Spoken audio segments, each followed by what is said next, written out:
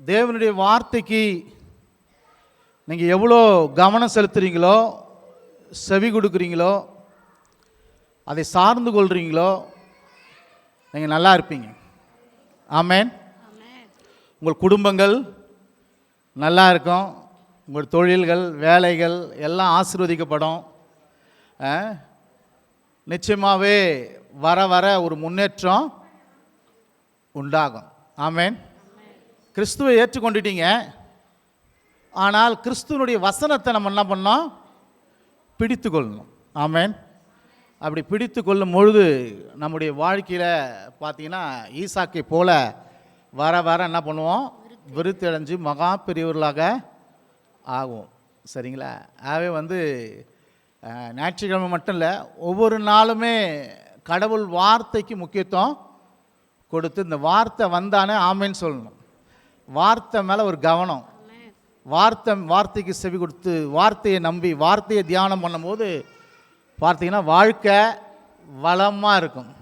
ஆமென். பேதுருடைய படகு காலியாக தான் இருந்துச்சு, அப்படி தானே? காலி படகு, காலி வலை. ஆனால் தேவனுடைய வார்த்தையை, இயேசுடைய வார்த்தையை கேட்குறான், அதன்படி செயல்படுறான், அவன் படகு நிரம்புது, வலையும் நிரம்புது. எல்லாம் கரங்களை தட்டுவோம். ஆகவே நீங்களும் என்ன பண்ணுங்க? வசனத்துக்கு முக்கியத்துவம் கொடுங்க. ஞாயிற்றுக்கிழமை மட்டும் இல்லை, ஒவ்வொரு நாளும் வசனத்துக்கு முக்கியத்துவம் கொடுத்து அதை சாப்பாடு மாதிரி உட்கொள்ளும் போது பார்த்தீங்கன்னா உங்கள் வாழ்க்கை படகம் நிரம்பும். ஆமென். ஹல்லேலூயா. ஓகே, இன்னைக்கு நம்ம சங்கீதம் 128 தியானம் பண்ணுவோம். சங்கீதம் 128 அதான் இன்னைக்கு தியானம் பண்ண போகிறோம். கொஞ்சம் பின்னாடி இருக்கிறவங்க முன்னாடி வந்தால் கொஞ்சம் நல்லா இருக்கும்னு நினைக்கிறேன். ப்ளீஸ். ரொம்ப லாங்கில் ப்ரீச் பண்ணுற மாதிரி இருக்குது. இந்த ஃப்ரண்ட்டில் உட்காந்திங்கன்னா கடவுள் காரியத்துக்கு எல்லாம் ஃபஸ்ட் ப்ளேஸ் தான் கொடுக்கணும், செகண்ட் ப்ளேஸே இடம் கொடுக்கக்கூடாது. ஆமென். உங்கள் வாழ்க்கையில் தேவனுடைய காரியத்துக்கு முதலிடம், வசனத்துக்கும் சரி அவருடைய காரியத்துக்கும் முதலிடம். முன்னே வந்தீங்கன்னா கொஞ்சம் நல்லாயிருக்கும். சங்கீதம் 128. கர்த்தருக்கு பயந்து அவர் வழிகளில் நடக்கிறவன் எவனோ அவன் பாக்கியவான். உன் கைகளின் பிரயாசத்தை நீ சாப்பிடுவாய், உனக்கு பாக்கியமும் நன்மையும் உண்டாயிருக்கும். உன் மனைவி உன் வீட்டோரங்களில் கனி தரும் திராட்சை கொடையைப் போல் இருப்பாள். உன் பிள்ளைகள் உன் சன்னதி சுற்றிலும் ஒலிவமர கன்றுகளைப் போல இருப்பார்கள். இதோ கர்த்தருக்கு பயப்படுகிற மனுஷன் இவ்விதமாய் ஆசீர்வதிக்கப்படுவான். கர்த்தர் சீயோனிலிருந்து உன்னை ஆசீர்வதிப்பார். நீ ஜீவனுள்ள நாளெல்லாம் எருசலேமின் வாழ்வை காண்பாய். நீ உன் பிள்ளைகளின் பிள்ளைகளையும் இஸ்ரவேலுக்கு உண்டாகும் சமாதானத்தையும் காண்பாய். கவனிச்சிங்களா? கர்த்தருக்கு பயந்து அவர் வழிகளில் நடக்கிறவன் எவனோ அவன் பாக்கியவான். பாக்கியவான். இந்த சங்கீதம் எல்லாருக்கும் தெரியுமா? இந்த சங்கீதம் வாசித்தாலே நம்ம என்ன சொல்லுவோம்? என்ன சங்கீதம் அது? குடும்ப சங்கீதம் சொல்லுவோம். ஏன்னா மனைவியை பற்றி பேசப்படுது, பிள்ளைகளை பற்றி பேசப்படுது. குடும்ப சங்கீதம் சொல்லிட்டு நம்ம எல்லாரும் இதை சொல்லுவோம். உண்மையிலே குடும்ப சங்கீதம் தான். ஆனால் இது அதுவும் கொஞ்சம் ஆழமாக பார்த்தீங்கன்னா தனிப்பட்ட மனிதனுடைய பக்தியும் அதற்கு கிடைக்கிற நன்மைகளையும் ஆசீர்வாதத்தை பற்றி பேசுகிற சங்கீதம். ஆமென். எப்படிப்பட்ட சங்கீதம் அது? தனிப்பட்ட மனிதனுடைய பக்தியும் அவனுக்கு கொடுக்கிற தேவனுடைய ஆசீர்வாதத்தை பற்றி இந்த சங்கீதம் சொல்லுகிறது. அதனால தான் சொல்லுது, உன் கைகளின் பிரயாசத்தை நீ சாப்பிடுவாய். யார் கைகளின்? உன் கைகளின் பிரயாசத்தை நீ சாப்பிடுவாய், உனக்கு பாக்கியம் நன்மையும் உண்டாயிருக்கும். உன் மனைவி உன் வீட்டோரங்களில் கனித்தரும் திராட்சை கொடியை போல் இருப்பார். உன் பிள்ளைகள் உன் பந்தியை சுற்றிலும் ஒலிவ மர கன்றுகளைப் போல் இருப்பார்கள். இதோ கர்த்தருக்கு பயப்படுகிற மனுஷன் இவ்விதமாய் ஆசீர்வதிக்கப்படுவார். கர்த்தர் சீயோனிலிருந்து யாரை ஆசீர்வதிப்பார்? உன்னை ஆசீர்வதிப்பார். நீ ஜீவனுள்ள நாளெல்லாம் எருசலேமில் வாழ்வை காண்பாய். நீ உன் பிள்ளைகளின் பிள்ளைகளையும் இஸ்ரவேலுக்கு உண்டாகும் சமாதானத்தையும் காண்பாய். இங்க பாத்தீங்கன்னா உனக்கு, நீ. கவனிச்சிங்களா? எத்தனை பேர் வருதா இல்லைங்களா? உன் கைகளின் பிரயாசம் நீ சாப்பிடுவாய்.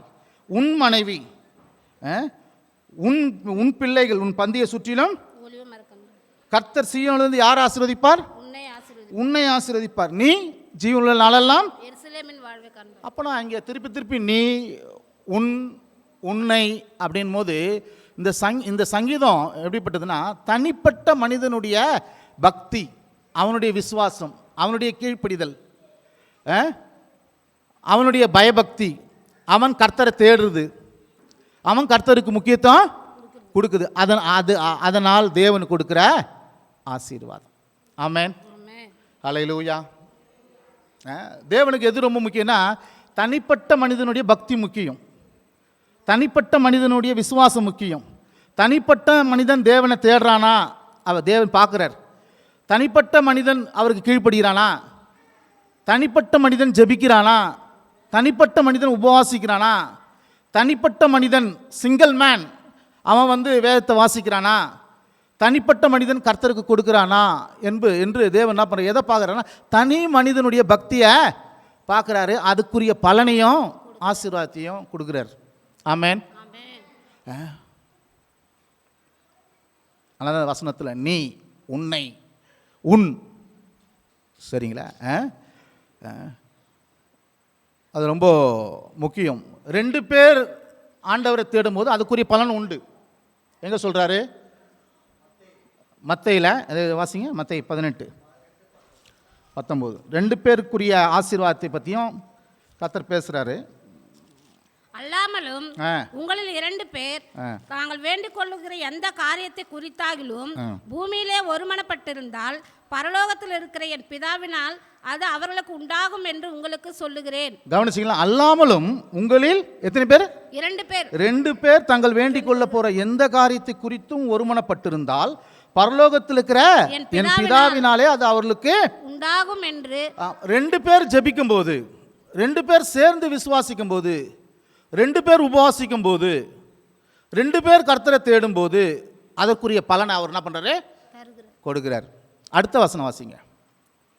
ஏனெனில் 2 பேராவது 3 பேராவது என் நாமத்தினால் கூடியிருக்கும் போது அங்கு அவர்கள் நடுவிலே இருக்கிறேன் என்றார். இது என்னன்னா 3 பேர் கூடி ஜெபிக்கும் போது, உபவாசிக்கும் போது, ஆராதிக்கும் போது அதுக்குரிய ஆசீர்வாதம் என்னன்னா அவரே அங்க வந்துடுறார். அவரே அங்க நடுவுல இருப்பார், வந்துடுறார். அதன் பேருக்கு நான் சொல்றது புரியுது? யோசுவா சொல்றான், நானும் என் வீட்டாரும் கர்த்தரையே சேவிப்போம். இது பார்த்தீங்கன்னா ஒரு குடும்பமா கர்த்தரை சேவிக்குது. அவன் குடும்பமா கர்த்தரை சேவித்தபடினால தான் கானானுக்குள்ள போனான். ஹலோ, கவனிக்கிறீங்களா? 2 பேர் தான் போனாங்க கானானுக்குள்ள. ஒன்று யோசுவா, இன்னொன்று யாருங்க? காலேப்பு. யாருங்க? காலேப்பு. யோசுவாவுடைய ரகசியம் என்னன்னா அவன் சொல்றான், நானும் என் வீட்டாரும் கர்த்தரையே சேவிப்போம். கர்த்தரை அவன் குடும்பமாக சேவிச்ச அப்படின்னால தான் அவன் உள்ளே போக முடியுது. அப்போ குடும்பமாக சேவிக்கும் போது அதுக்குரிய ஆசீர்வாதம். நம்முடைய சந்ததியே அவரை சேவிச்சா அதுக்குரிய ஆசீர்வாதம். 112 சங்கீதத்தை சொல்கிறாரு, கர்த்தருக்கு பயந்து அவர் கட்டளையில் மிகவும் பிரியமாக இருக்கிற மனுஷன் பாக்கியவான். உன் சந்ததி பலத்திற்கும் வம்சம் ஆசீர்வதிக்கப்படும்.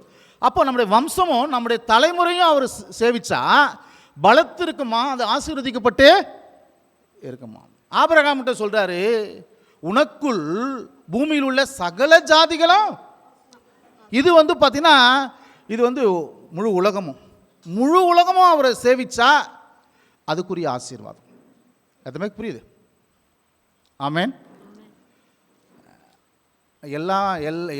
முழு உலகமும் சேவிச்சா அதுக்குரிய ஆசீர்வாதம், ஒரு சந்ததி சேவிச்சா அதுக்குரிய ஆசீர்வாதம், குடும்பம் சேவிச்சா அதுக்குரிய ஆசீர்வாதம், 2 பேர் சேவிச்சா அதுக்குரிய ஆசீர்வாதம், 3 பேர் அவரை தேடினா அதுக்குரிய ஆசீர்வாதம்லாம் இருக்குது, தராரு. ஆனால் அது எல்லாத்தையும் காட்டிலும் தேவன் எதமாக ரொம்ப அக்கறையாகிறாருன்னா தனிப்பட்ட மனிதனுடைய பக்தி.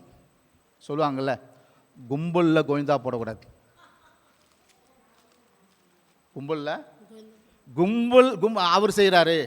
எங்கள் வீட்டுக்காரர் எங்கள் மனைவி சர்ச்சுக்கு போகிறாங்க, அதனால் நான் போகிறது இல்லைங்க. அவங்க போகிறாங்க, அவங்க ஜெபம் பண்ணுவாங்க, உபவாசம் பண்ணுவாங்க, பைபிள்லாம் வாசிப்பாங்க. எனக்கு அதெல்லாம் நேரமே கிடையாது, நான் வேலைக்கு போயிடுவேங்க அப்படின்னா. அப்படி என்ன பண்ணுறாங்க, கணவர்மார் மனைவியோட விசுவாசத்தையும் மனைவியுடைய ஜெபத்தையும் மனைவியுடைய பக்தியும் சார்ந்து அவங்க செய்வாங்க. எனக்கு அதெல்லாம் முடியாதுங்க, நான் போகிறேன்ற. அதான் தப்பு. பிள்ளைங்க என்ன பண்ணுறாங்கன்னா, அப்பா அம்மா என்ன பண்ணுறாங்க, ஜெபிக்கிறாங்க, சர்ச்சுக்கு போகிறாங்க, அவங்க பக்தி ஆகுறாங்க, அவங்க தேடுறாங்க, அவங்க விசுவாசமாக இருக்கிறாங்க. நான்லாம் பைபிள்லாம் வாசிக்க மாட்டேன், சர்ச்சுக்கெல்லாம் போக மாட்டேன், நான் விளையாடுவேன், ஞாயிற்றுக்கிழமை கபடிக்கு போயிடுவேன், ஞாயிற்றுக்கிழமை கிரிக்கெட் போயிடுவேன் அப்படின்னு என்ன பண்ணுறாங்க. பிள்ளைகள் என்ன பண்ணுறாங்க, பெற்றோரோட விசுவாசத்தை சார்ந்து கொள்கிறாங்க. ரெண்டுமே தப்பு. தேவனுக்கு ரொம்ப முக்கியம்னா தனி மனிதனுடைய பக்தி முக்கியம். ஒவ்வொருவரும் அவரை தேடணும். ஆனால் தான் சொல்கிறார், நீ உன் கைகளின் பிரயாசத்தை சாப்பிட, உனக்கு பாக்கிய நன்மையும் உன் மனைவி உன் பிள்ளைகள், நீ உன் பிள்ளைகளின் பிள்ளைகளை. ஏன்னா இன்னைக்கு கிறிஸ்தவம் எப்படி போச்சுன்னா மற்றவங்களுடைய ஜபத்தை சார்ந்து கொள்ளுது, மற்றவங்களுடைய விசுவாசத்தை சார்ந்து கொள்ளுது, மற்றவங்களை சார்ந்து கொள்கிற ஒரு உலகமாக போச்சு பாருங்க. கணவர்மாருக்கு நிறைய ஜென்ஸுங்க வந்து பார்த்தீங்கன்னா சர்ச்சுக்கே வருதில்லை. என்னன்னா எல்லாம் மனைவி ஜெபிச்சாங்க, அவங்க போயிடுவாங்க. பிள்ளைகள் என்ன வச்சுன்னா, எங்கள் அப்பா அம்மா என்னால் டைம் கிடையாது. உலகமே என்னன்னா மற்றவங்களை சார்ந்து கொண்டு வாழ்கிற ஒரு உலகமாக தான் இருக்குது. இந்த பொருளாதார விஷயத்துக்கு கூட பார்த்தீங்கன்னா மக்கள் எப்படின்னா எங்கள் அப்பா அம்மாவை சார்ந்து கொள்வது. பிறகு கல்யாணம் ஆன பிறகும், கல்யாணம் ஆகி உங்களுக்கு பிள்ளைலாம் பிறந்த பிறகு அப்பா அம்மா என்ன செய்யணும், அப்பா அம்மா செய்யணும், அண்ணன் தம்பி செய்யணும், மற்றவங்களுடைய இதை சார்ந்து கொள்வது எப்போவுமே கரெக்டுன்னு சொல்ல முடியாது. ஆனால் நம்ம தனிப்பட்ட விசுவாசம் ரொம்ப ரொம்ப முக்கியம். அதனால தான் பைபிள் சொல்லுது, ஆபோக்குக்கு 2:6 சொல்லுது, தன் விசுவாசத்தினாலே பிழைப்பான். யார் விசுவாசத்தினாலங்க? உங்கள் விசுவாசத்தினால நீங்கள் பிழைக்க முடியும். அந்த ஸ்திரியை பார்த்து சொல்கிறாரு, ஆண்டவர் சொல்கிறாரு, ஸ்திரியே உன் விசுவாசம் உன்னை ரட்சித்தது. இன்னொரு பெண்ணை பார்த்து சொல்கிறாரு, ஸ்திரியே உன் விசுவாசம் பெரியதுன்றார். கவனிக்கிறீங்களா? எல்லாம் கவனிக்கிறீங்களா? இனியோடு எல்லாம் மாறணும். அவங்கவுங்க பைபிள் படிக்கணும், அவங்கவுங்க ஜெபம் பண்ணணும், அவங்கவுங்க தேடணும், அவங்கவுங்க கொடுக்கணும். மனைவி செய்கிறாங்க, பிள்ளை செய்கிறாங்க, ஒய்ஃப் செய்கிறாங்க சொல்லிட்டு நம்ம விட்டுற. இயேசுநாதர் யாருக்காக மரிச்சார்? ஒவ்வொரு மனிதனுக்காகவும் அவர் மரிச்சார். ஒவ்வொரு மனிதனையும் அவர் படைச்சிருக்கிறாரு, ஒவ்வொரு மனிதனுக்கும் மூச்சை கொடுத்துருக்கிறாரு. ஹலோ, எத்தனை பேர் கவனிக்கிறீங்க? அதனால் வந்து என் ஒய்ஃப் பண்ணுறாங்க சொல்லிட்டு ஹஸ்பண்ட் இருக்கக்கூடாது, ஹஸ்பண்ட் போகிறாரு சொல்லிட்டு ஒய்ஃப் வீட்டில் இருக்கக்கூடாது, 2 பேரும் பண்ணுறாங்க சொல்லிட்டு பிள்ளைகள் வீட்டில் இருக்க. யோசுவா மாதிரி நானும் வீட்டாரும் கர்த்தரையே செய்வோம். எல்லாரும் தனிப்பட்ட விதத்தில் தேடணும். அதனால் மரியாதைகிட்ட சொல்கிறாரு, நீ விசுவாசித்தால் தேவனுடைய மகிமையை காண்பாய். கவனிக்கிறீங்களா? புரியுதா உங்களுக்கு? எத்தனை பேர் புரியுது? நீ விசுவாசித்த தேவனுடைய மகிமையை காண்பாய். மார்க் 9:23 சொல்கிறாரு, நீ விசுவாசிக்க கூடுமானால் ஆகும். அந்த தகப்பன் வராருல்ல, அவங்க பிள்ளையை கொண்டு வராரு, பிள்ளைக்கு பிசாசு பிடிச்சிக்குது, ஆண்டவரை நீ ஏதாயிலும் செய்யக்கூடுமானால் செய்யணும். அப்போ ஆண்டவர் சொல்ல, நீ விசுவாசிக்க கூடுமானால் ஆகும், விசுவாசிக்கிறவனுக்கு எல்லாம் கூடும். ஆமென். அதனால் நம்மளை கொஞ்சம் மாற்றிக்கணும், நம்மளை மாற்றிக்கணும். அடுத்தவங்களை ஜபத்திலே சார்ந்து கொள்ளக்கூடாது, நம்ம ஜெபிக்கணும். அடுத்தவங்க எனக்காக உபவாசம் பண்ணுங்க, பாஸ்டர் எல்லாம் பார்த்துப்பார். விசுவாசிகள் அப்படி தான், எல்லாம் அவர் பார்த்துப்பார், அவர் ஊழியம் செய்வார், அவர் பார்த்துப்பார். இல்லை, ஒவ்வொருக்கும் பொறுப்பு இருக்குது, திருச்சபையில் இருக்குது. சரிங்களா? ரொம்ப முக்கியம். சரிங்களா? அதுக்கப்புறம் பாருங்கள், சங்கீதம் 128 ஆசீர்வாதத்தை பற்றி எப்படி சொல்லுறது பாருங்கள். 128 தனிப்பட்ட மனிதனுடைய பக்தியை பற்றி பேசுது. அதுக்கப்புறம் ஆசீர்வாதம் ஏதோ ஒன்று ஒப்பிட்டு சொல்கிறாரு பாருங்க.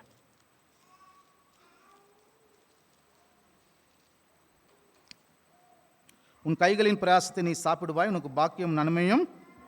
உன் மனைவி எப்படி இருப்பாங்க? உன் மனைவி உன் வீட்டோரங்களில் கனிதரும் திராட்சை கொடியை. ஆசீர்வாதத்தை எப்படி சொல்றாரு பாருங்க. உன் மனைவி எப்படி இருப்பாங்களா? வீட்டோரங்களில் கனிதரும் திராட்சை கொடியை போல, திராட்சை கொடியை போல. பிளஸிங் எப்படி வருது பாருங்க, தனி மனிதனுக்கு வருது. உன் மனைவி எப்படி இருப்பாங்களா? திராட்சை கொடியை போல இருப்பாங்க, மாங்காய் மரம் மாதிரி இருப்பாங்க அப்படியே சொன்னார்.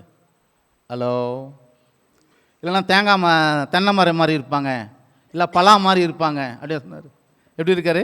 கனி தரும் திராட்சை கொடி. ஏன்னா திராட்சையே இனிப்பு, உன் வாழ்க்கை இனிக்கும் பான்றார்.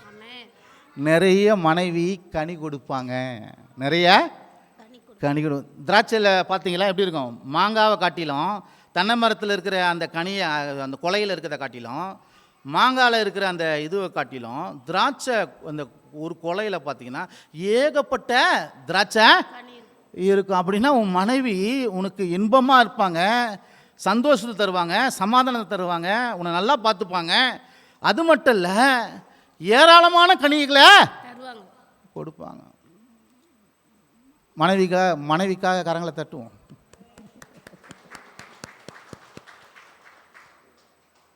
எதுவுமே புரியுது? எப்படின்னா உங்களுடைய விசுவாசம் கரெக்டாக இருக்கணும். உங்கள் விசுவாசம் கரெக்டாக இருந்தால் உங்கள் மனைவி கரெக்டாக இருப்பாங்க. உங்கள் பக்தி கரெக்டாக இருந்தால் கரெக்டாக, நீங்கள் கர்த்தரை தேர்ந்து கரெக்டாக இருந்தால், கர்த்தருடைய வார்த்தைக்கு நீங்கள் முக்கியத்துவம் கொடுக்குற நபராக இருந்தால், உங்கள் மனைவி கனி தரும் திராட்சை கொடியே போல இருப்பாங்க. பிள்ளைகள் எப்படி இருப்பாங்களா? உன் பந்தியை சுற்றிலும் ஒலிவ மர கன்றுகளைப் போல் இருப்பார்கள். எப்படி இருப்பாங்க? ஒலிவ மர கன்றுகளை ஆசீர்வாதத்தோடு ஒப்பிடுறாரு பாருங்க. உன் பிள்ளைகளுடைய ஆசீர்வாதத்தோடு ஒலிவ மர கன்றுகள். ஏன்னா ஒலிவ மர அது வந்து ரொம்ப காஸ்ட்லின்றாங்க.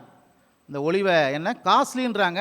அந்த மரமும் ரொம்ப நீடித்து இருக்கு. கவனிக்கிறீங்களா? உங்கள் பிள்ளைகள் எப்படி இருப்பாங்க? ஒலிவ மர கன்றுகளை போல தீர்க்காயுசோடு நீடித்து இருப்பாங்க. அது மட்டும் இல்லை, அவர்கள் வந்து ரொம்ப விலையேற பெற்றோலா இருப்பாங்க. உங்கள் பிள்ளைகள்லாம் விலையேற பெற்றோலா இருக்கணுமா? சமுதாயத்தில் உயர்ந்த நிலையில் இருக்கணுமா? யோசேப்பை போல இருக்கணுமா? உன் பிள்ளைகள் உன் பந்தியை சுற்றிலும் ஒலிவ மர கன்றுகள். இப்போ நிறைய பேர் பேரண்ட்ஸ் சொல்கிறாங்க, பேச்சை கேட்க மாட்டுறாங்க, பிள்ளை பேச்சை கேட்க மாட்டுறாங்க, என்னை மதிக்கதே இல்லைங்க, என்கிட்ட நேரத்தை செலவு பண்ணவே மாட்டான், பிள்ளை நேரம் செலவு பண்ண மாட்டான், மதிக்க மாட்டான், கீழ்ப்படிய மாட்டான், அவன் இஷ்டத்துக்கு போகிறான், அவன் இஷ்டத்துக்கு செய்கிறான் அப்படின்னு நிறைய பேர் வருத்தப்படுறாங்க. நான் சொல்கிறேன், அவனை மாற்றாதீங்க, முதல்ல நீங்கள் மாறுங்க. ஹலோ, யார் மாறணும்? ஒவ்வொரு தலையும் ஒவ்வொரு கணவனும் குடும்பத்துக்கு தலையாக இருக்கிறாரு. தலை சரியாக இருக்கணும்.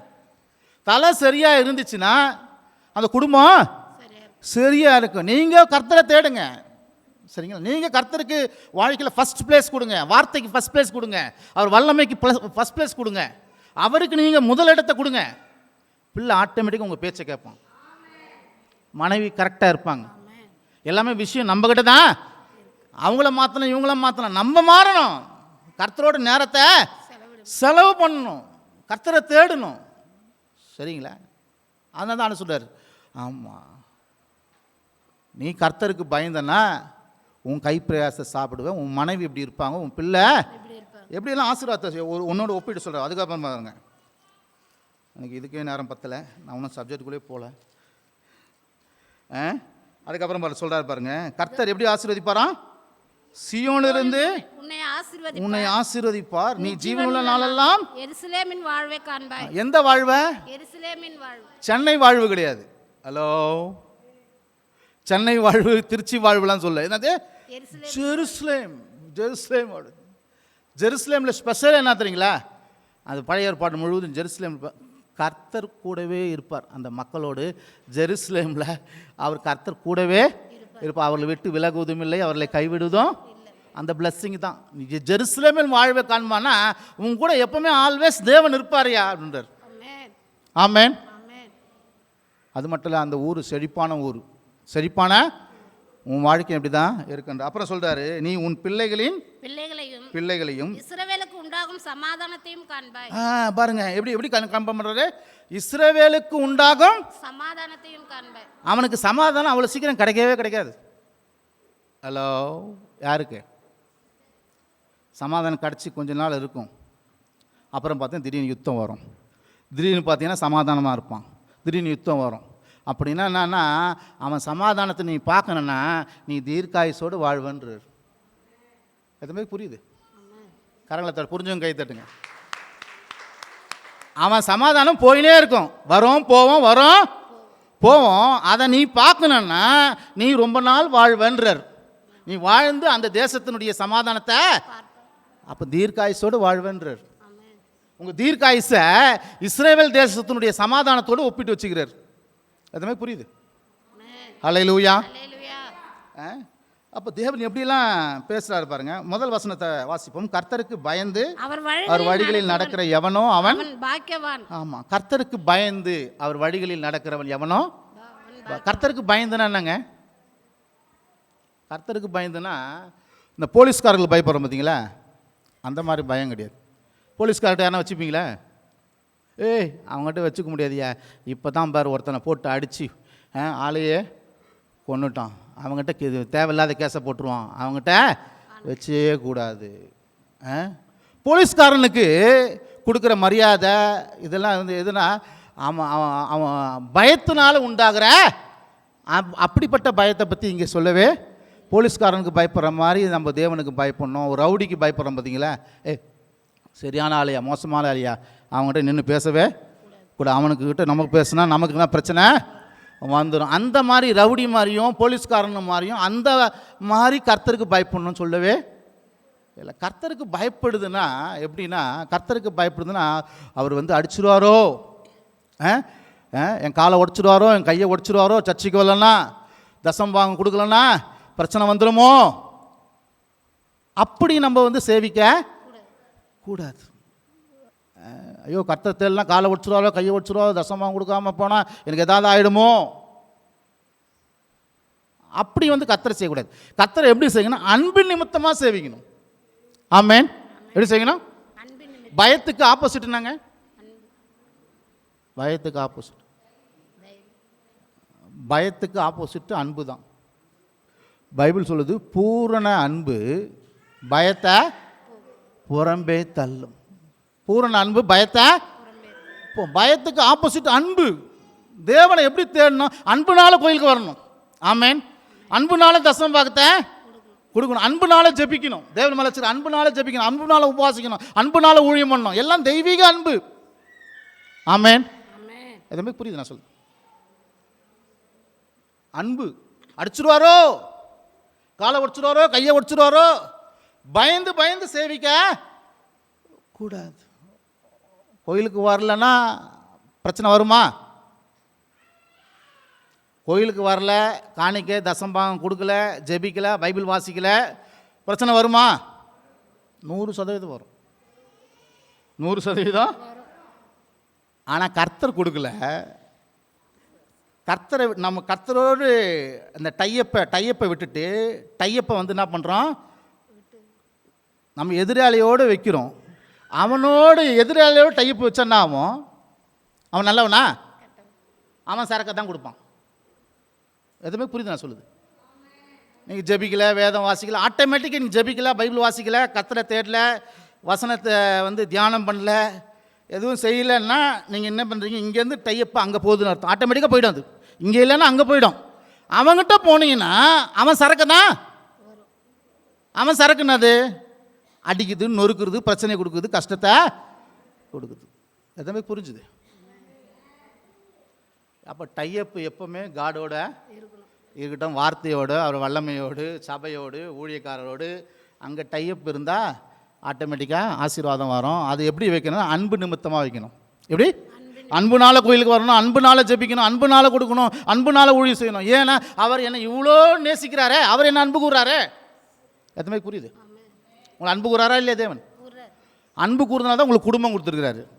அன்பு கூறுறதுனால தான் உங்களுக்கு வேலையை கொடுத்துருக்கிறாரு, உங்களுக்கு திறமையை கொடுத்துருக்கிறாரு. உங்களை அவர் ரொம்ப நேசிக்கிறதுனால தான் உங்களுக்கு வீடை கொடுத்துருக்கிறார். உங்களை நேசிக்கிறனால தான் ஒரு வாகனத்தை கொடுத்துருக்கிறார், ஒரு காரை கொடுத்துருக்கிறார். உண்மையா இல்லையா? தேவன் அன்பு உங்களை நேசிக்கிறாரா இல்லையா? நல்ல வீட்டை கொடுத்துருக்கிறாரா? அது வாடகை வீடாக இருந்தாலும் சரி, சொந்த அவர் தான் கொடுக்குறார். ஒரு வேலையை கொடுத்துருக்கிறார், பிள்ளைகளை கொடுத்துருக்கிறார். ஆமென். நல்ல உணவு கொடுக்குறார், நல்ல உடைய கொடுக்குறார். எல்லாம் அவர் தான் செய்கிறார். எல்லாத்துக்கும் மேலே ரட்சிப்பை கொடுத்துக்கிறார், பாவ மன்னிப்பு கொடுத்துக்கிறார், நம்மளை நீதிமானாக்கி இருக்கிறார். அவருடைய பிள்ளையா அவருடைய ஆவியை கொடுத்துருக்கிறாரு. செஞ்சிருக்கிறாரா இல்லையா? செஞ்சிருக்கிறாரா இல்லையா? நமக்காக வானத்தை படைச்சிருக்கிறார், பூமியை படைச்சிருக்கார், மரம், செடி, கொடிகள், பழங்கள் எல்லாத்தையும் நமக்காக படைச்சி இருக்கிறாரு. அவர் இவ்வளோ அன்பு கூறுறதுனால, உயிரை கொடுத்து அன்பு கூர்ந்து என்னை அவருடைய பிள்ளையாக்கி இருக்கிற அப்படின்னால, இருளிலேருந்து என்னை ஒளி ஆக்கி இருக்கிறவங்கள அவர் இவ்வளோ செய்திருக்கிற அப்படின்னால நான் என்ன பண்ணுவேன்? இப்போ நானும் அவரை பயத்தினால இல்லை, அடிச்சுடுவாரோ நொறுக்க பயத்தினால, அன்புனால அவரை நான் தேடுறேன், அன்புனால கொடுக்குறேன், அன்புனால ஜெபிக்கிறேன், அன்புனால வேதத்தை வாசிக்கிறேன். ஆமென். இந்த கர்த்தருக்கு பயம்னா அன்பு. ஆமென். சரி, அவர் அன்பு கூறணும்னா முதல்ல அவர் எவ்வளோ அன்பு கூறுறார் என்பதை புரிஞ்சுக்கணும். ஆமென். நீங்கள் அவர் அன்பு கூறணும்னா அவர் எவ்வளோ என்ன அன்பு கூர்ந்துருக்கிற உணரணும். காலையில் எழுந்துச்சு உணரணும். இன்னைக்கு நான் எழுந்துச்சுக்கிறேன்னா ஆண்டவரே உன் தயவுனால தான். இன்னைக்கு நான் சாப்பிட்ற சாப்பாடு நீங்கள் தான் கொடுத்தீங்க. இன்னைக்கு என் கணவர் இருக்கிறாங்க, பிள்ளை இருக்க, நீ கொடுத்தது தான். ஆமென். நீ தான் அந்த வீடை கொடுத்துருக்கிறீர், நீ தான் அந்த வாகனத்தை கொடுத்துருக்கிறீர், வருமானத்தை. இது அவர் செய்த அன்பை நினைவு கூற சிந்திக்க சிந்திக்க ஆட்டோமேட்டிக்காக நம்ம அவரை அன்பு கூறுவோம். பயத்தினால இல்லை, உண்மையாகவே அவரை அன்பு கூறுவோம். ஆமென். இப்போ கர்த்தருக்கு பயப்படுதுன்னா அவர் அன்பு கூறுதுன்னு அர்த்தம். ஆமென். இன்னொன்று, கர்த்தருக்கு பயப்பட தீமையை விட்டு விலகுவது. தீமையை விட்டு விலகுது. பைபிள் சொல்லுது, வாசிங்களா சங்கீதத்தில் 112 நினைக்கிறேன்.